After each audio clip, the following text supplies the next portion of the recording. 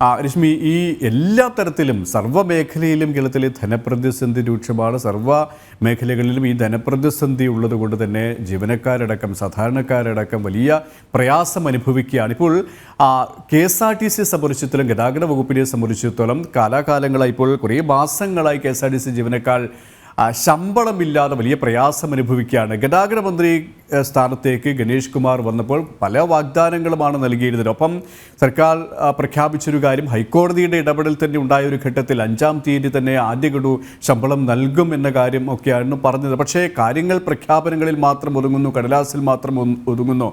ജീവനക്കാരെ സംബന്ധിച്ചിടത്തോളം ദുരിതം തുടരുകയാണ് എന്ന് വേണം മനസ്സിലാക്കാൻ, അല്ലേ?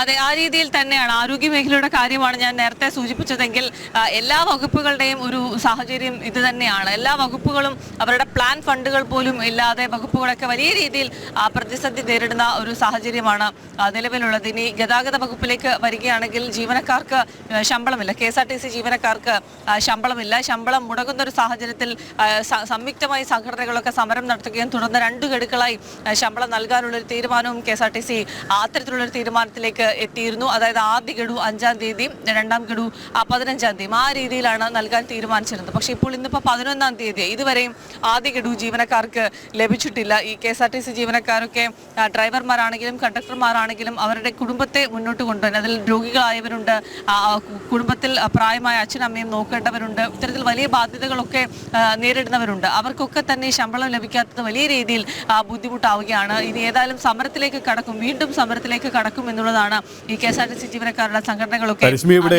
ഏറ്റവും ശ്രദ്ധേയമാകുന്നത് ഈ ഒരു സമയത്തൊക്കെയും ആരാണോ ഈ പ്രശ്നത്തിൽ ഒരു കൃത്യമായി ഇടപെടൽ നടത്തേണ്ടത്, ആ ഒരു മന്ത്രി തന്നെ, വകുപ്പ് മന്ത്രി തന്നെ ഊരു ചുറ്റുകയാണ്, നാട് ചുറ്റുകയാണ്. അതിലും വലിയ പ്രതിഷേധമാണ് വരുന്നില്ലേ? ഒരു ഭാഗത്ത് KSRTC ജീവനക്കാരുടെ ശമ്പള പ്രതിസന്ധി, മറുഭാഗത്ത് ഈ ഡ്രൈവിംഗ് ടെസ്റ്റുമായി ബന്ധപ്പെട്ട വലിയ പ്രതിഷേധങ്ങളും പ്രശ്നങ്ങളും ഇങ്ങനെ ഒരു ഭാഗത്ത് ഇങ്ങനെ തുടർന്നുകൊണ്ടിരിക്കുമ്പോഴാണ് ഈ മന്ത്രിയുടെ ഊരു ചുറ്റൽ, നാട് ചുറ്റൽ, അല്ലേ? അതിലും വലിയ പ്രതിഷേധമാണ് ജീവനക്കാരുടെ അടക്കം ഭാഗത്തു നിന്നും ഇപ്പോൾ ഉയർന്നുകൊണ്ടിരിക്കുന്നത്, അല്ലേ?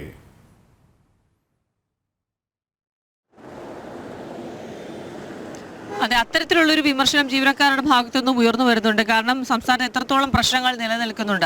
ഏതെങ്കിലും തരത്തിൽ ജീവനക്കാർക്ക് ശമ്പളം നൽകാൻ കഴിയുമോ എന്നുള്ളതാണ് ഗതാഗത വകുപ്പ് ആലോചിക്കേണ്ടത്. പക്ഷേ വകുപ്പ് മന്ത്രി ഇവിടെയില്ല, വിദേശയാത്രയിലാണ്. ഡ്രൈവിംഗ് ടെസ്റ്റ് പരിഷ്കരണവുമായി ബന്ധപ്പെട്ടുള്ള വലിയ രീതിയിലുള്ള തർക്കങ്ങളും പ്രശ്നങ്ങളും ഒക്കെ നിലനിൽക്കുന്നുണ്ട്. അതേസമയം തന്നെ ഈ ഒരു ജീവനക്കാർക്ക് ശമ്പളമില്ലാതെ അവരെന്ത് ചെയ്യും എന്നുള്ള ഒരു ബുദ്ധിമുട്ട് നേരിടുന്നുണ്ട്. എന്നാൽ ഇതിനൊന്നും തന്നെ കാര്യമായി എടുക്കാതെ, ഗൗരവമായി എടുക്കാതെയാണ് വകുപ്പ് മന്ത്രി ഗണേഷ് കുമാർ ഇത്തരത്തിൽ വിദേശയാത്രകളൊക്കെ നടത്തിക്കൊണ്ടിരിക്കുന്നത്. ഇപ്പോൾ അദ്ദേഹം വിദേശ യാത്രയിലാണെന്നുള്ളതാണ് നമുക്ക് അറിയാൻ കഴിയുന്നത്. ഏതായാലും ഈ ആദ്യ ഗഡു 5-ാം തീയതി നൽകേണ്ടതാണ്. ഇന്ന് 11-ാം തീയതിയായി. ഇതുവരെയും ശമ്പളം ലഭിക്കാത്തത് കൊണ്ട് തന്നെ KSRTCയിലെ ജീവനക്കാരൊക്കെ വലിയ ബുദ്ധിമുട്ടിലാണ്. ഇനിയും ഒരു സമരം നടത്തുക എന്ന് പറയുന്നത്, തുടർച്ചയായി സമരത്തിനൊടുവിലാണ് അവർക്ക് ഗഡുക്കളായി ശമ്പളം നൽകാം എന്നുള്ളൊരു തീരുമാനത്തിലേക്ക് ഗതാഗത മന്ത്രിയൊക്കെ എത്തിയിരുന്നത്. ഇപ്പോൾ അതും മുടങ്ങുന്ന ഒരു സാഹചര്യത്തിലേക്ക് എത്തുമ്പോൾ ഇനി എന്ത് രീതിയിൽ മുന്നോട്ട് പോകണമെന്നുള്ള ഒരു ആശയക്കുഴപ്പം തന്നെ ഇവർക്ക് നിലനിൽക്കുന്നുണ്ട്. എന്നാലും ശക്തമായ സമരത്തിലേക്ക് കടക്കാതെ മറ്റ് പോംവഴികളൊന്നും ഇല്ല എന്നുള്ളതാണ് ഈ ജീവനക്കാരുടെ സംഘടന പറയുന്നൊരു കാര്യം. സമരത്തിലേക്ക് കടക്കും. ഇത്തരത്തിൽ നിരുത്തരവാദമായിട്ട് ഒരു ഇടപെടൽ മന്ത്രിയുടെ ഭാഗത്തുനിന്ന്